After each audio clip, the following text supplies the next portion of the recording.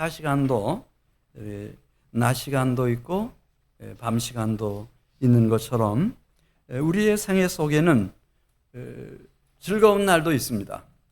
그때는 항상 기뻐하라고 했으니까 기뻐하면 되고, 또 하나님을 섬기는 주의 백성들은 하나님을 찬양하고 송축하면 되겠습니다. 그런데 매일 즐거울 수는 없고, 오늘 1절, 2절에 나와 있는 것처럼 내 생애 속에서도 이 어두운 밤과 같은 힘들고 고통스러운 괴로움의 날이 있습니다. 그 괴로움의 날은 어떻게 우리가 보내야 되나? 즐거울 때는 항상 기뻐하라 그랬으니까 기뻐하면 되는 것이고, 이 괴로움의 날에는 쉬지 말고 기도하라 이렇게 말씀합니다. 그리고 그 모든 결과에 대해서는 모든 일에 감사하라. 이는 그리스도 예수 안에서 너희를 향하신 하나님의 뜻이니라. 이 괴로운 날에는 우리가 꼭 해야 할 게 있는데, 그것은 바로 내가 내 목소리로 여호와 하나님께 부르짖는 시간이다. 그래서 2절 말씀 보면 나의 괴로운 날은 내가 부르짖는 날, 이렇게 설명하고 있습니다. 우리 1절 말씀을 한번 천천히 같이 읽겠습니다. 시작. 여호와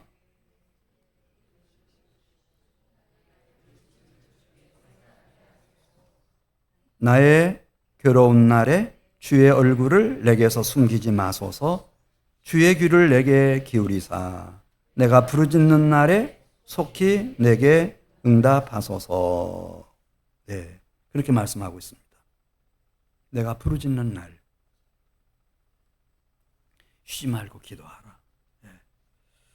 그래서 하나님이 내가 살아가는 동안 혹시 생각이 짧아서 또 능력이 안 돼서 그냥 우리에게 이런저런 시련과 어려움, 이 괴로움의 날을 허용하시는 것이 아니고, 예레미야 33장에 보면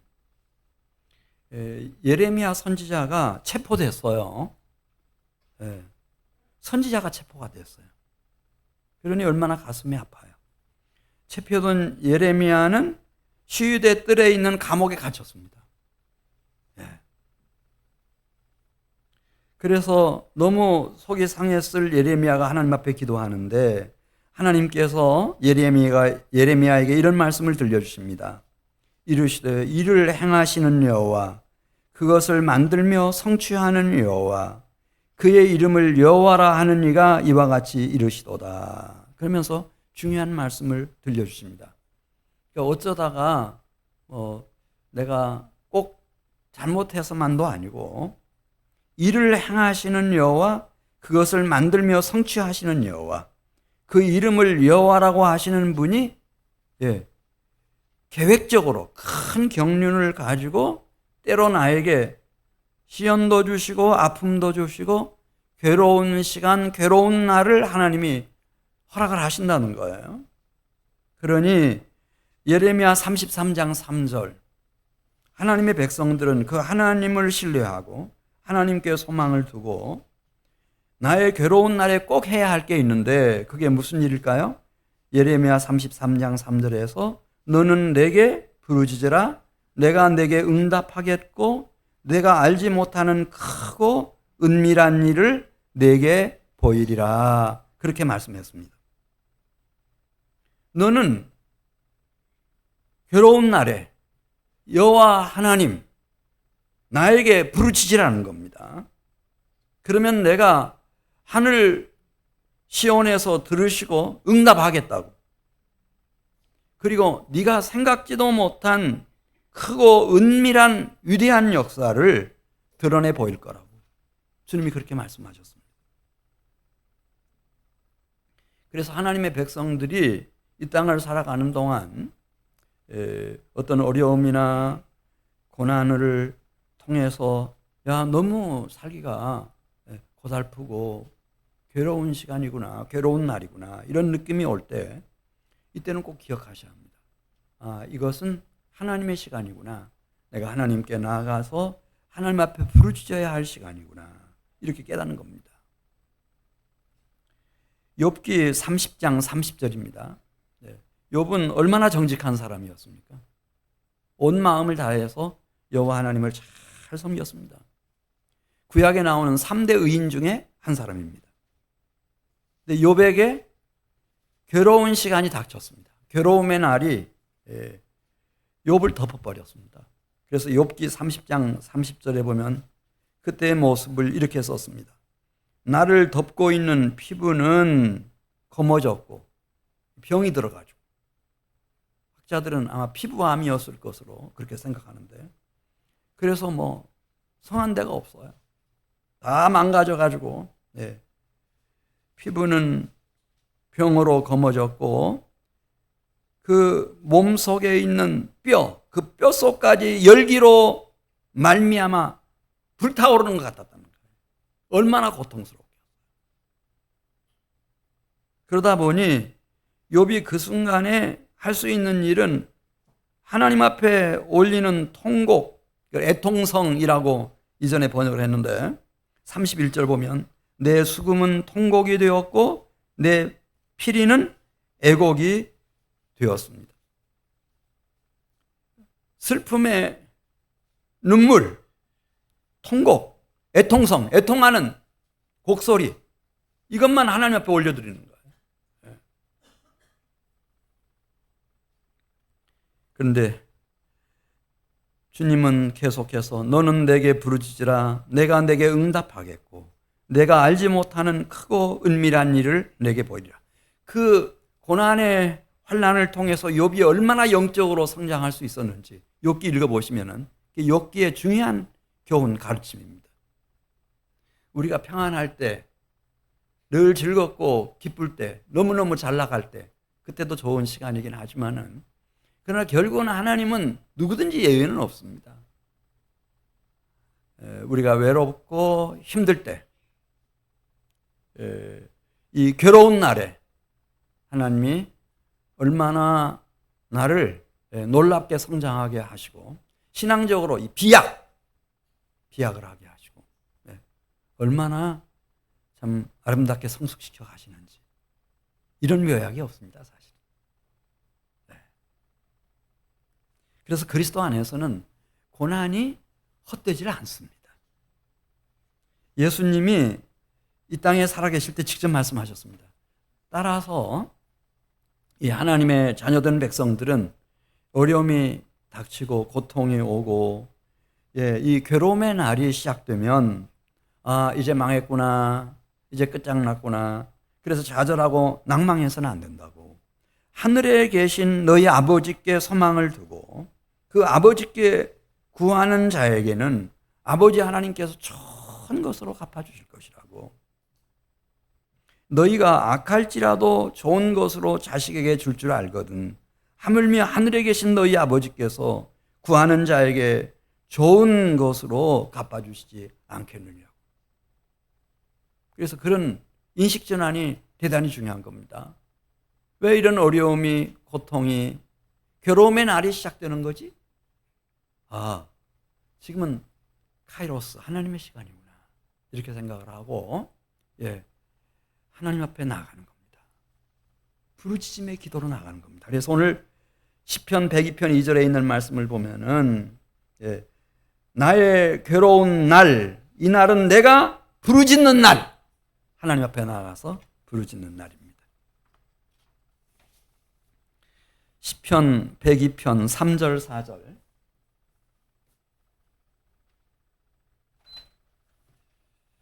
시편 102편 3절 4절 보겠습니다. 그래서 이렇게 하나님의 백성들에게는 이 괴로운 날이 의미 없는 날이 아니라는 거 지금 3절부터 얘기하고 있습니다. 왜냐하면 이 괴로운 시간, 괴로운 날을 통해서 얻는 유익이 너무 커서 그래요. 하나님의 하실 일이 너무 놀라워서 그렇습니다.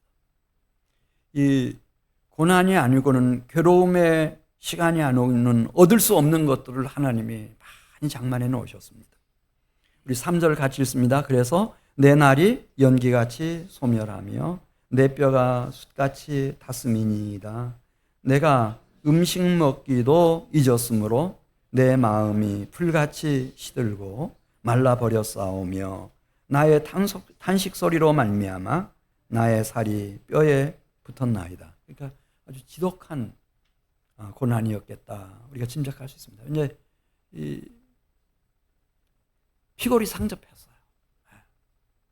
살이 다 빠져나갔어. 그러다 보니 6절 가서 보겠어요. 다 떠났어요. 의지할 만한 사람들이 하나도 안 남아있어요. 그 외로움을 이렇게 썼어요. 6절에 나는 광야의 올빼미 같고 황폐한 곳에 부엉이 같이 되었사오며 내가 밤을 새우니 지붕 위에 외로운 참새 같으니이다. 8절 가서 보겠습니다. 그리고 이제 악한 자들의 공격이 시작됐는데 그렇잖아요. 너무 외로운 사람, 버려진 사람이 있으면 괜히 그냥 침 뱉고 막 돌 던지고 이러는 것처럼 8절 보겠어요. 내 원수들이 악한 원수들이 종일 나를 비방하며 내게 대항하여 미칠 듯이 날뛰는 자들이 나를 가리켜 없애버리겠다고 맹세라도 하는 듯이 말이죠. 막 비웃고 욕하고 그런 소리가 막 들려오고 그 모습이 다 보입니다. 9절 나는 죄를 양식같이 먹으며 나는 눈물 섞인 물을 마셨나이다. 그리고 예수 믿는 사람들에게 하나님의 백성들의 가장 힘든 순간은 10절에 나오죠. 영적인 고독입니다. 영적인 고독. 어디선가 자꾸 얘기가 들려옵니다.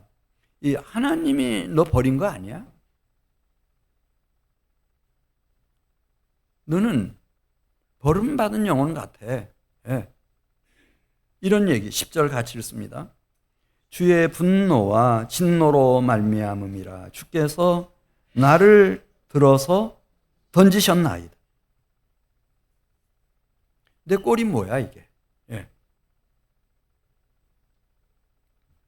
이런 괴로움의 날, 이런 괴로움의 날에도 이 시편 102편에서 우리에게 들려주는 메시지는 절대 하나님의 백성들은 포기해서는 안 된다는 거죠. 하늘에 누가 계시니까? 인자이신 헤세드의 완전하시고 거룩한 영원한 사랑의 아버지가 계시기 때문에. 또 이건 문제가 아니고 로마서 7장 22절을 가서 보면은 이게 영적인 번민과 고뇌인데요. 이게 사람을 아주 미치게 만드는 거죠. 바울이 이 로마서를 쓸 때는 이미 예수 믿고 있었어요. 그럼에도 불구하고 로마서 7장 21절에 있는 말씀을 보면은 자기는 얼마나 굉장한 엘리트 의식을 가지고 있었겠어요. 바리새인 집안에서 태어났고 그냥 평생 하나님의 말씀 토라 율법을 연구했고 가말리엘 문화생 중에 가장 우수한 학생이었고 산헤드린 공회가 다 인정하는 그런 진짜 장래가 촉망되는 큰 지도자감이었으니까요. 그런데 예수님 안에서 이제 새로운 사실을 발견해요. 그건 다른 것이 아니라 마음으로 늘 악에서 떠나 선하게 살고 싶어하는 자신에게 악이 암덩이보다 더 무서운, 더 큰, 더 강력한 악이 있다고 하는 것을 발견합니다. 그래서 내 속사람으로는 하나님의 법을 즐거워하는데 내 육체의 지체 속에 다른 법이 있어서 이건 죄의 법이에요. 이 내 마음속에 있는 하나님의 법과 죄의 법이 늘 갈등을 일으키고 늘 다투는 거예요. 그럼 번번이 무엇이 이기는가 하면은 하나님의 법이 아니고 내 속에 있는 죄의 법, 이 악이 이기는 겁니다. 그래서 그는 탄식합니다. 오호라 나는 곤고한 사람이로다. 이 사망의 몸에서 누가 나를 건져내리야. 어둠 속에 있었을 때는 이게 사는 건 줄 알았어요. 적당히 거짓말도 하고 속이기도 하고 수단 방법 가리지 않고 그냥 이게 사는 건 줄 알았어요. 그런데 이제 교회 나와서 예수님을 믿고 보니까 이 빛 속에 자기 자신의 모습이 그냥 적나라하게 다 드러나는 거예요. 자기 속에 있는 죄의 법까지. 뭐 얼마나 확실하게 자리를 잡고 있는지 이 악을 이 하나님의 법이 이길 수가 없어요. 아무리 자기가 그 토라를 연구했지만 이걸 이길 수가 없어요. 이게 이제 오늘 2절에 말하고 있는 괴로운 날입니다. 아마 우리 중에도 그런 분들 계실 거예요. 차라리 예수 안 믿었으면 좋을 뻔했다. 그때는 그냥 이게 사는 건 줄 생각하고 살았는데 지금 교회 다니고 예수 믿다 보니까 이게 영적으로 얼마나 힘든지. 이게 괴로운 날이에요. 이 괴로운 날에 하나님의 선택을 입은 사람들은 어떻게 한다고요?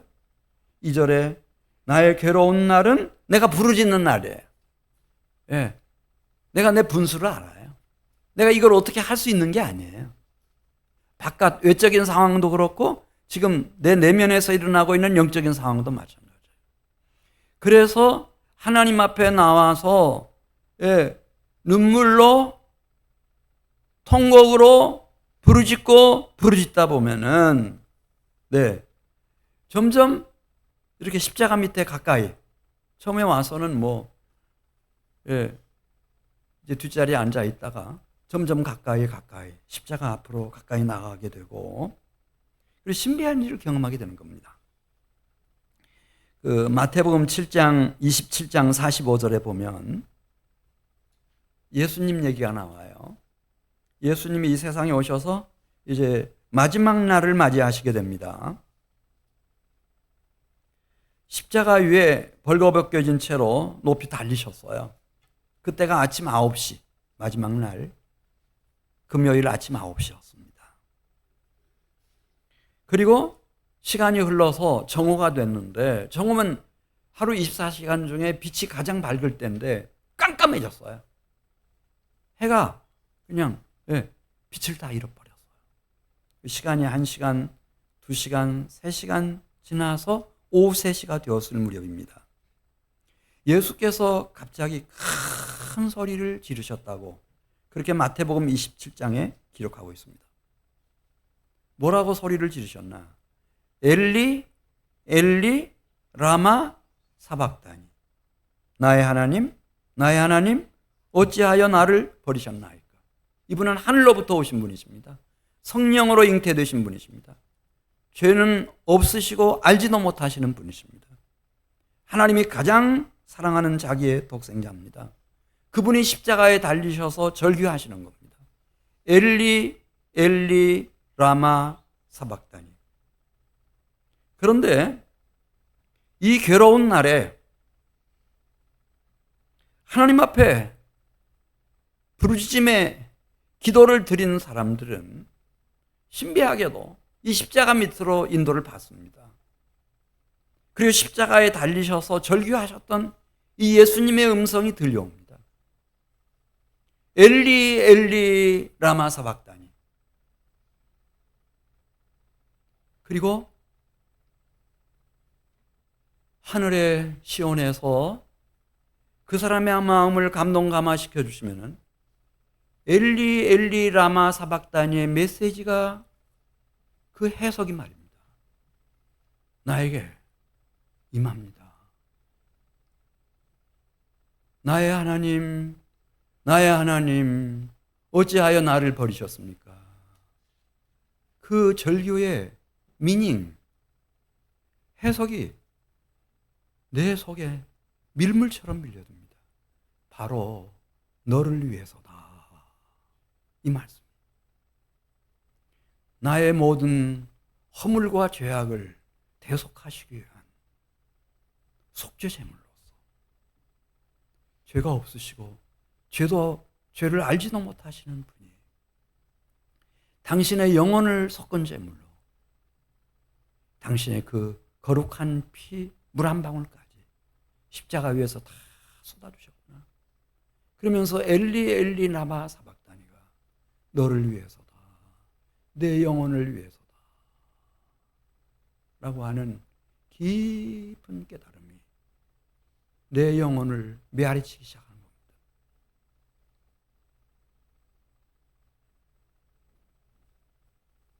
그러면 이 말이 이제 이해가 될 겁니다. 로마서 3장 23절 말씀. 로마서 3장 23절 말씀. 모든 사람이 죄를 범했다. 이 말의 의미를 이해할 뿐만 아니라 모든 사람이 죄를 범하였음에 하나님의 영광에 이르지 못하더니 그리스도 예수 안에 있는 속량, 대속의 은혜로 말미암은 속량으로 말미암아 그분이 당신의 몸과 당신의 피와 눈물과 땀과 물 한 방울까지 다 쏟아서 영혼까지 속건제물로 내주셔서 나를 속량해 주셨어요. 내 실수한 거, 나의 모든 허물과 죄값을 다 갚으셔서 은혜로 값없이 의롭다함을 얻은 자가 되게 해주신 거예요.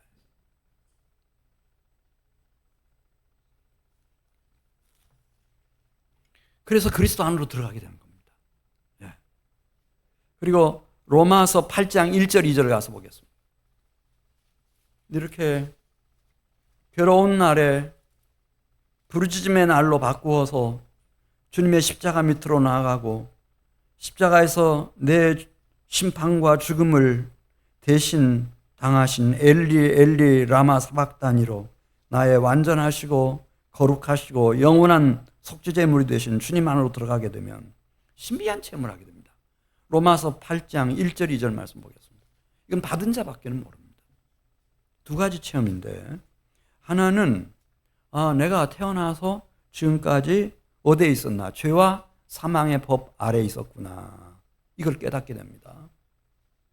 그래서 뭐 소용없습니다. 나이가 70 아니라 80 넘어 90 넘어도 백수가 돼도 죄를 이길 수가 없습니다. 그 다음에 죄의 삭은 사망이기 때문에 사망을 이길 자가 없죠. 둘째 사망 포함해서. 우리는 죄와 사망의 법에 매여 있는 인생이었습니다. 그런데 그리스도 예수 안에서 은혜로 그리스도 예수 안에 있는 생명의 성령의 법 속으로 들어가게 됩니다.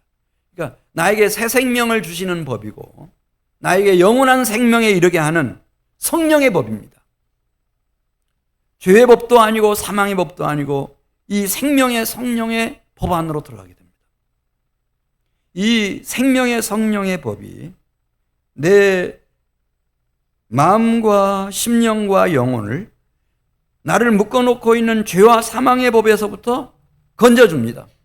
해방시켜줍니다. 이걸 경험하는 겁니다. 지금까지 그 말씀드리는 거예요.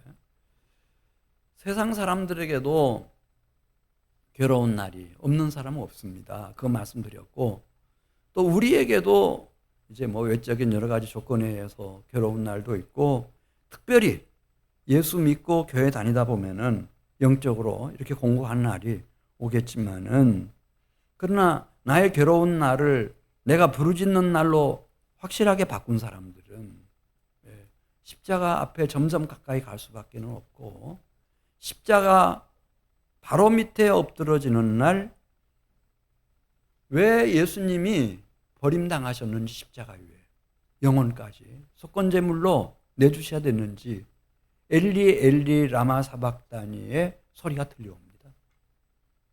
그리고 그 의미가 그 미닝이 진리의 성령의 교통하심과 역사하심으로 확 깨달아져 오는 겁니다.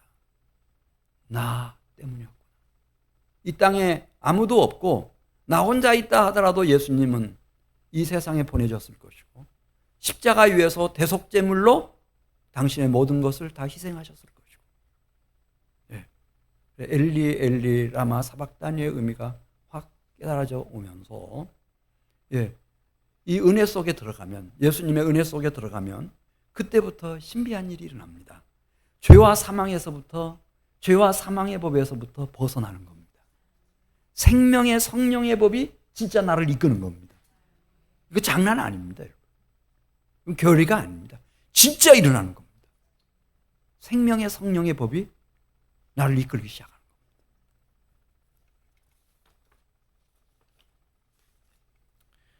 102편 13절로 가겠습니다. 이걸 긍휼이라고 했습니다. 긍휼. 우리 13절 말씀 같이 읽습니다. 주께서 일어나사 시온을, 여기 시온 백성 생각하시면 돼요. 시온을 긍휼히 여기시리니 지금은 그에게 은혜를 베푸실 때라. 정한 기한이 다가오미니이다. 그 70년 정한 기간이 있었거든요. 다 이제 지나가면서 이 남은 자들이 그 괴로움의 날을 부르짖음의 날로 다 바꾸었기 때문에 그 종들이 시온의 돌들을 즐거워하며 그의 티끌 하나에도 은혜를 받나이다. 15절. 이에 문나라가 여호와의 이름을 경외하며 이 땅의 모든 왕들이 주의 영광을 경외하리니 여호와께서 무너진 시온을 다시 건설하시고 그의 영광 중에 나타나셨습니다. 여러분, 어떻게 내 아버지, 내 형제들이 주님께로 돌아오겠습니까? 내 아들, 딸들이 어떻게 주님께로 돌아옵니까? 내가 교리 공부 많이 해서 신학 박사가 되면 돌아오는 겁니까? 전도학 박사가 되면 돌아오는 겁니까? 아닙니다. 내가 괴로운 날을 만났습니다. 근데 그 괴로운 날을 여호와 하나님께 부르짖는 날로 다 바꿔버렸습니다. 이 부르짖음의 기도가 하늘에 계시는 아버지 하나님께 들려졌습니다. 하나님이 그 소리를 들으시고 응답해 주셨습니다. 그래서 기적 같은 일이 70년 만에 일어났습니다. 남은 자들이 괴로움의 날을 기도의 날로 바꾼 사람들은 다 돌아옵니다. 스룹바벨부터 시작해서 에스라, 느헤미야, 남은 자들이 셀 수 없이 막 돌아옵니다. 수만 명, 수십만 명이 돌아왔을 겁니다. 이 사람들이 시온을 다시 성전을 짓고 성벽을 다시 재건하고 무너졌던 나라를 다시 이렇게 세웠습니다. 그때 적어도 이스라엘 백성들은 생각하는 겁니다. 왜 이게 가능했지? 나라가 망했으면 아수르처럼 바벨론처럼 완전히 망해버리는 겁니다. 근데 어떻게 다시 일어날 수 있었지? 하나님이 이 남은 자들의 부르짖음의 기도를 들으셨구나. 그리고 하나님이 놀라운 권세와 능력으로 시온을 다시 구원해 주셨구나. 오늘 16절 그 얘기 쓰고 있습니다. 15절 16절 다시 한번 읽습니다. 이에 문나라가 여호와의 이름을 경외하며 이 땅의 모든 왕들이 주의 영광을 경외하리니 여호와께서 시온을 건설하시고 그의 영광 중에 나타나셨습니다. 그래서 내 아버지와 형제들이 돌아오는 겁니다. 내가 낳아서 키우는 아들, 딸들이 아버지, 어머니인 내가 인생의 괴로운 날을 만났습니다. 그런데 다른 부모들하고 달리 소망을 잃지 않습니다. 부르심의 시간으로 다 바꿔버렸습니다. 하나님이 들으시고 응답하시고 역사해 주셨습니다. 그 생생한 현장, 그것 때문에 아들과 딸들이, 손자와 손녀들이 그 스토리 때문에 다 돌아오는 겁니다. 여러분. 북한이 어떻게 돌아올 수 있을까? 저는 생각해 봅니다. 바로 그겁니다. 감사하게도 북한 땅에는 없는 교회들이 한국에는 많습니다. 하나님의 백성들이 있습니다. 우리에게도 공고한 날이 올 겁니다. 괴로운 날이 올 겁니다. 그러나 모두는 아니고 그 중에 살아있는 소망을 가진 사람들이 그 괴로움의 시간과 괴로움의 날을 부르짖는 기도의 시간으로 다 바꿔버리는 사람들, 그 기도를 하늘에서 들으시고 하나님이 응답하시고 기이한 역사를 이루어 가시는 그 생생한 현장을 지금 젊은이들이라도, 이제 막 어린 우리 유초등부 아이들이라도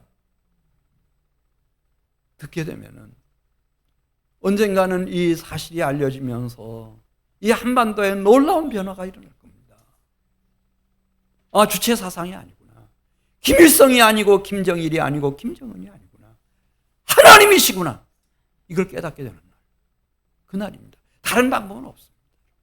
우리끼리도 이렇게 막 좌우로 나뉘어져 가지고 막 이렇게 머리가 터지도록 싸우는데 다른 기대는 없습니다.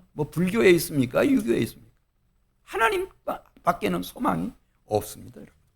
17절 말씀 보겠습니다. 왜냐하면 하나님은 17절에 이렇게 말씀했습니다. 여호와께서 누구의 기도를 돌아보신다고 그랬죠? 빈궁한 자일지라도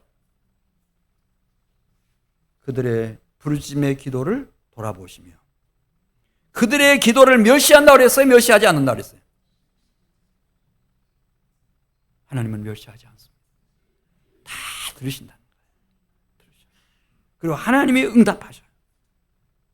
내 자신의 건강을 위해서, 내 생명이 유지되기를 위해서, 내 죄사함 받기 위해서 하나님의 인도가 꼭 필요해서 성령 충만이 너무 그리워서 이제는 경건하고 좀 더 성결하게 살고 싶어서 하나님 앞에 드리는 어떤 기도라도 하나님은 멸시하지 않으시고 어떤 가난한 자의 간구라도 다 들으시고 응답하시고 놀라운 방법으로 역사하시는 하나님이시니까. 이 스토리를 가진 아버지가 있는 집, 어머니가 있는 집, 이런 스토리를 가진 교회가 있는 그곳에는 그 지역 주민들이 하나님께로 나올 수밖에 없습니다. 우리 시편 102편 18절 말씀 보겠습니다. 18절. 이 일이 장래 세대를 위하여 기록되리니 창조함을 받을 백성이 여호와를 찬양하리로다. 이 일. 그러니까 괴로운 날에 하나님 앞에 부르짖어 기도하다가 하나님이 하늘에서 그 기도를 들으시고 응답하시고 기이한 일을 행해 주셨어요. 이 일을 경험한 사람들은 이것을 잊을 수가 없어요. 숨길 수도 없어요. 정말 내 어머니에게, 친형제 자매들에게, 아들, 딸들에게, 손자, 손녀들도 언젠가는 다 괴로움의 날을 통과해야 되는데 그 키를 하나님이 나에게 주셨는데 이걸 숨길 수가 없죠. 여기 기록한다고 그랬어요. 뭐 일기장에 기록을 하든 아니면 내 가족들의 마음판에다가 기록을 해주든 하나님이 행하신 일을 다 남겨놓을 거예요. 따라서 창조함을 받을 백성, 그러니까 아직 태어나지 않은 미래 세대, 우리의 뭐 증손자, 증손녀, 후손들이라도 결국은 그 이야기에 귀를 기울일 수밖에 없다는 거죠.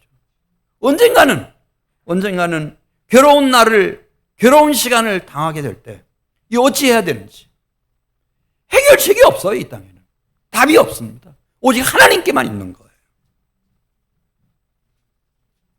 그래서 하나님에 대한 이 스토리, 이 얘기를 듣고 창조함을 받을 아직 태어나지 않은 우리의 후손들까지 여호와 하나님께로 돌아올 수밖에 없고 결국 하나님을 찬양하는 하나님의 축복된 백성이 될 수밖에 없다. 그래서 하나님의 축복이 막 천대까지, 세상 끝날까지 이르게 되는 겁니다. 시편 102편 19절 보겠어요. 우리가 괴로움의 날을 부르짖음의 날로 바꿔놓으면 하나님은 우리를 위해서 어떤 일들을 이루어 가실까?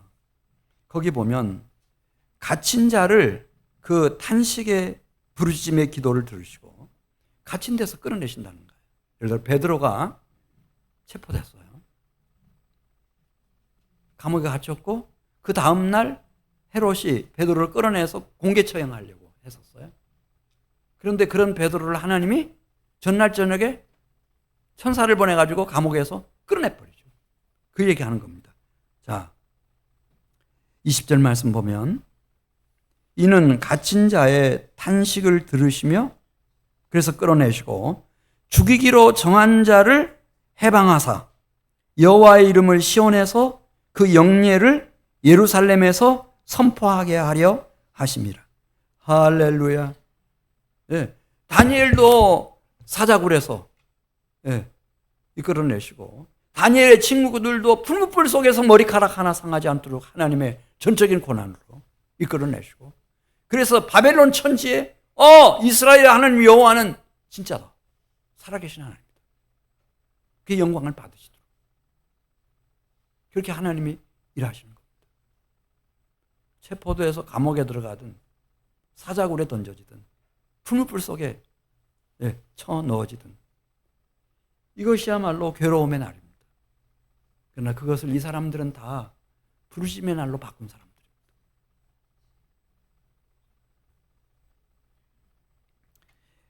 그러니까 성경이 그렇게 시작됩니다, 여러분. 하나님을 증거할 때, 증명할 때, 그 요셉이라고 하는 사람이 한 70명 되는 자기 가족을 이끌고 애굽에 이주했다. 이민 갔다는 거죠. 그 요셉이 살아있을 때는 잘 나갔지만 요셉이 죽고 또 요셉을 알던 애굽의 바로 같은 왕들이 죽고 났을 때 이 히브리인들에 대한 억압이 시작이 됐는데 이들은 노예로서 너무 고된 노동에 시달려야만 했다는 거예요. 그리고 남자아이를 낳으면 하수에 던져서 죽여야 됐습니다. 남자아이를 키워낼 수가 없었어요. 그렇게 되자 이 히브리인들이 그 괴로움의 날을 다 바꿨다는 거예요. 어떻게? 부르짖는 날로 다 바꿨다는 거예요. 하나님이 그들의 고통의 소리, 부르짖음의 소리를 들으시고 아브라함, 이삭, 야곱과 세웠던 약속을 기억하셔서 모세를 세워가지고 이스라엘 백성들을 애굽에서 이끌어내셔서 열조에게 약속하셨던 젖과 꿀이 흐르는 가나안 땅으로 들여보내셨다. 그 얘기로 시작되는 겁니다. 성경이, 구약 성경이. 괴로움의 날을 부르짖음의 날로, 하나님 앞에 고통의 소리를 올려드리는 날로, 통곡의 날로 올려드렸을 때 하나님이 그들을 외면하지 않으시고 들으시고 응답하시고 그들을 구원해 주셨다. 하나님의 마음이 이렇답니다. 아모스 1장 2절에 보면 자기 백성들이 하나님 앞에 나아가 괴로운 날에 이 부르심의 기도를, 눈물과 통곡의 기도를 올리면은 아모스 1장 2절에 여호와의 마음이 뜨거워진답니다. 여호와께서 시온에서부터 부르짖으시며 예루살렘으로부터 소리를 내시리니, 우리가 부르짖음의 기도를 드리는 것처럼 하나님의 마음도 뜨거워져서 하나님도 막 이 부르짖으시는데 아모스 3장 8절에 마치 자기 생명의 위험을 느끼는 사자가 부르짖는 것처럼 그렇게 하나님 부르짖는다는 거예요. 그러니까 하나님을 당할 자가 누구예요? 당할 자가 없죠.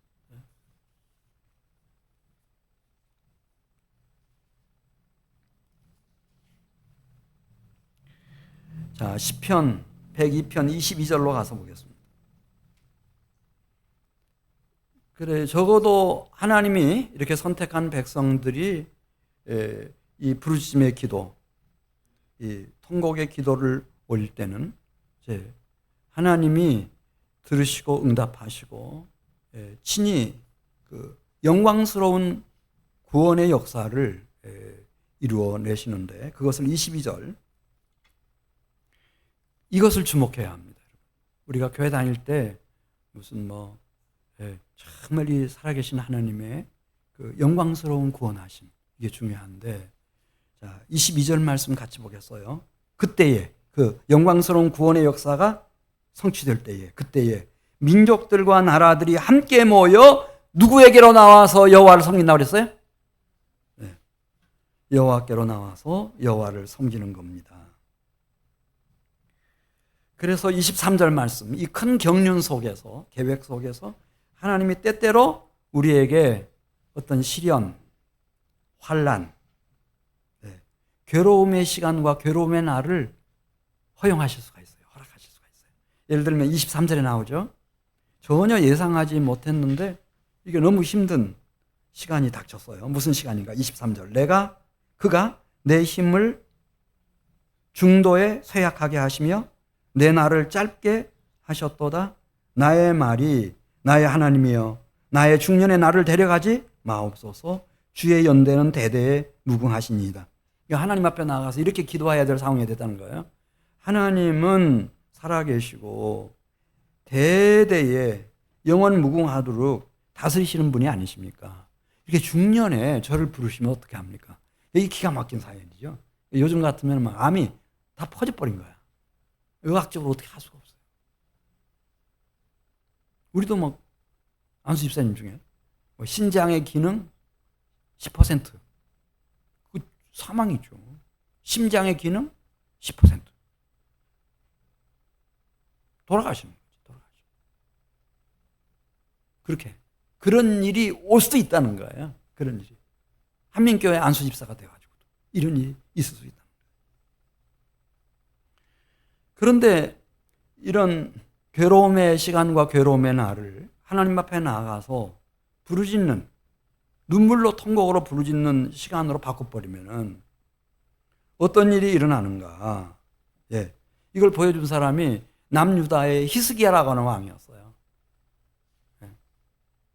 히스기야가 너무 어려운 시대에 왕이 됐네요. 아수르 왕이 막, 이 사람 천하무적이에요. 당할 자가 없어요. 뭐 구스가 됐든 애굽이 됐든 밀고 들어가면 다 자기들이 점령해 버리는데. 근데 그때 아수르가 망할 때까지 딱 하나 남아 있는 조그마한 나라 하나가 있습니다. 유다 나라, 예루살렘이었어요. 거기 통치하던 왕이에요, 히스기야가. 그런데 그 히스기야가 너무 스트레스를 과다하게 받았는지 병들어 버렸네요. 근데 이 병이 낫지를 않아요. 점점 깊어만 가는 거죠. 근데 한날은 선지자 이사야가 찾아왔어요. 같은 시대에 살았거든요. 그래가지고 히스기야에게 얘기해 주는 거예요. 여호와께서 내 기도를 들으시고 히스기야 왕에게 전해달라고 말씀하셔서 제가 왔다고. 왕이시여, 이제는 시간이 됐습니다. 떠나야 할 시간이 됐습니다. 그러니 마지막 정리를 하십시오. 이번 병에서는 일어나지 못한다고 여호와 하나님이 말씀하셨습니다. 그리고 가버린 거예요. 그러니까 이게 내 팔자소관이다 생각하고 그냥 포기하겠는데 히스기야에게는 그렇지 않거든요. 하나님은 살아계시고 우리의 눈물과 통곡의 기도, 부르짖음의 기도를 들으시는 이 인자의 하나님, 완전하시고 거룩하시고 영원한 사랑을 가지고 지금도 다스리시고 통치하신 하나님.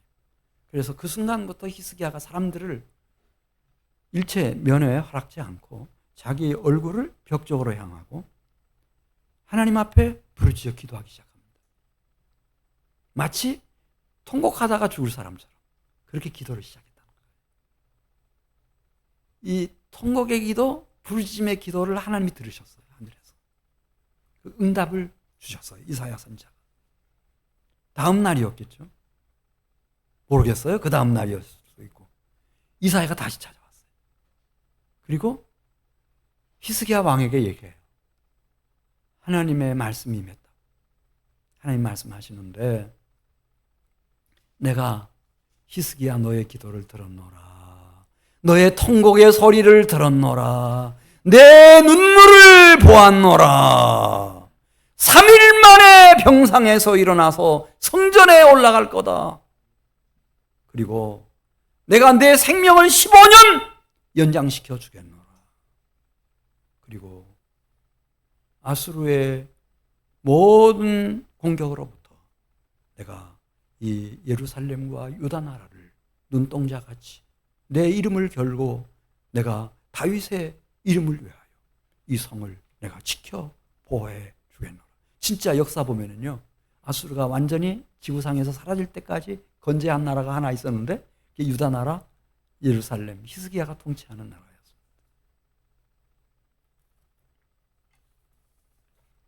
그때 사람들은 저 바벨론에서까지 왕의 사절들이 다 찾아오지 않습니까? 이거 어떻게 된 건가? 시편 102편 25절 가서 보겠습니다. 시간 관계상 26절로 바로 갑니다. 26절. 천지는 없어지려니와 주는 영존하시겠고 영원히 살아 계셔서 다스리시겠고, 그런 뜻이에요.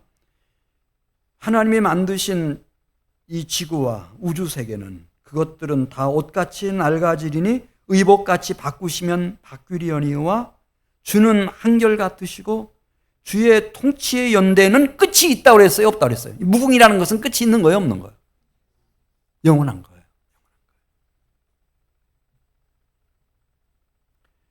28절 말씀 같이 읽습니다. 시작.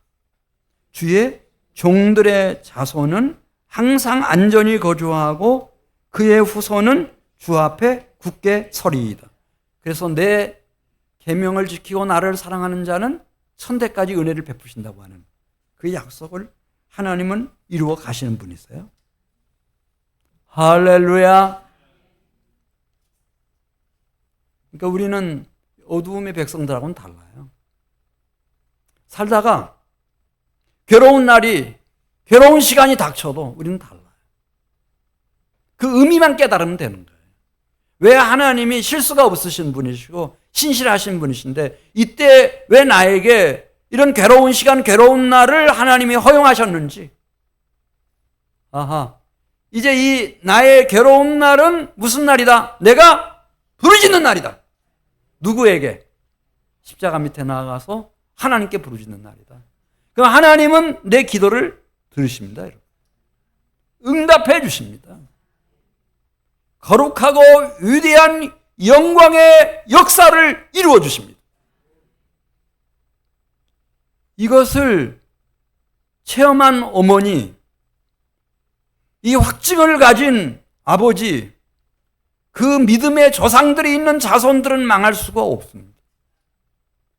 그들은 또렷이 기억합니다. 아버지가 어떻게 그렇게 험한 세상을 승리할 수 있었는지, 어머니가 어떻게 그렇게 영광스러운 구원에 이를 수 있었는지 다 압니다. 그리고 하나만 제가 부탁드리고 마치도록 하겠습니다. 이 하나님은 신실하셔서 영광스러운 구원을 주십니다. 그 영광스러운 구원이 임했을 때 어떻게 하느냐 하는 겁니다. 예수님이 승천하시고 베드로와 요한이 이제 성전에, 이 사람들은 이제 기도의 중요성을 아니까 하루에 3번씩 기도하는데, 이 제3시 기도 시간인가? 이 들어가는데 성전 민문에 한 번도 걸어보지 못한 구걸하는 거린 중증 장애인 한 사람이 있습니다. 이 사람이 좀 도와달라고. 그러니까 베드로가 언뜻 보니까 이게 베드로도 돈에는 별 관심이 없었던 것 같은데 없어요. 한 푼도 없어요. 그러니까 은과 금은 내게 없거니와 내게 있는 것으로 내게 주노니, 그러면서 뭔 얘기를 하는데 나사렛 예수 그리스도의 이름으로 일어나 걸으라 하고 그의 오른손을 잡아 일으켰어요. 그랬더니 순식간에 그냥 발과 발목에 힘이 확 들어오면서 벌떡 일어났어요. 걸었어요. 걸어지는 거예요. 뛰었어요. 이게 뛰어지는 거예요. 똑같은 사건이 루스드라에서 이 바울과 바나바에게도 일어났어요. 바울이 말씀을 전했어요. 이게 다 보이거든요. 원래 성가대 주의자들은 이제 다음에 무슨 찬양을 할까 그 생각을 주로 하기 때문에 담임 목사님하고 눈을 잘 안 맞춘다 그러는데 우리 최 집사님은 달라요. 제가 알아요. 이 설교를 진짜 듣는 거야. 박수 한번 쳐줘요. 멋져요.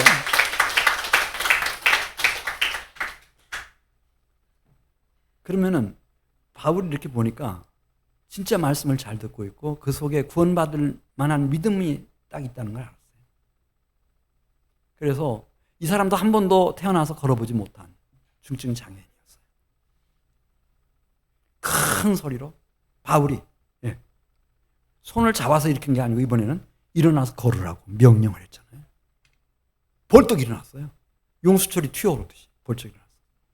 벌떡 일어나가지고 걷고 막 뛰고 할렐루야. 밖으로 달려나가가지고 막 사람들에게 여기 선생님들이 나를 이렇게 일으켜주시고 걷고 뛰게 해주셨다. 그러니까 막 그 지역 루스드라 지역 사람들이 막 거기 제우스 신 섬기는 제사장에게 귀에까지 막 이 소리가 전해지니까 이 제우스 신전의 제사장이 소를 몰고 화관들을 많이 만들어 가지고 이 바울과 바나바가 묵고 있는 숙소까지 찾아왔어요.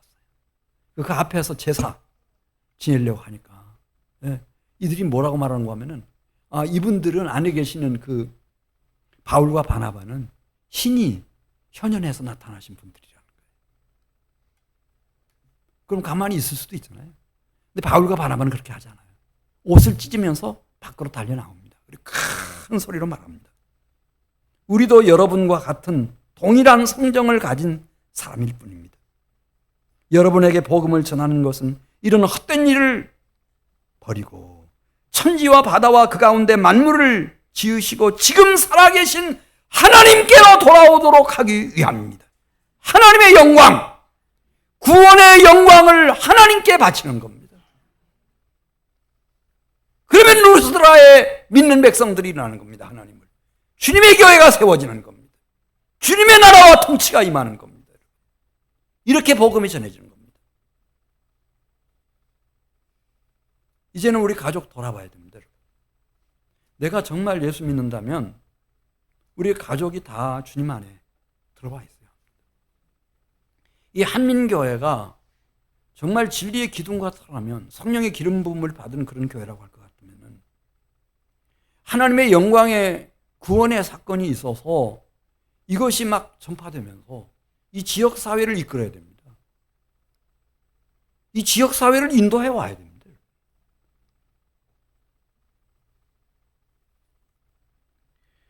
그래, 그냥 내가 예수 믿어서 무병장수하고 만사형통하는 그것이 우리 기독교의 목표는 아닙니다. 우리 기독교의 목표는 때로 원치 않는 어려움이나 고난이나 괴로운 시간과 괴로운 날이 닥친다 할지라도 그 의미를 우리가 잘 해석을 해서 이제는 내가 하나님께 부르짖는 기도를 올려야 할 시간이다. 이렇게 생각하고 하나님 앞에 나오면 하나님이 여러분 돈 없다고 이것저것 부족하다고 절대 무시하지 않습니다. 하나님이 여러분 다 받아주실 것이고 여러분의 기도를 들어주실 것이고 응답해 주실 것이고 우리가 전혀 예상하거나 상상할 수도 없는 귀한 영광의 구원의 역사를 하나님은 이루어 가실 것입니다. 이걸 통해서 주님의 나라가 이 땅에 세워져 가고 전파되어져 가고 확장되어져 가는 겁니다. 다른 길은 없습니다. 우리 같이 기도드리겠습니다.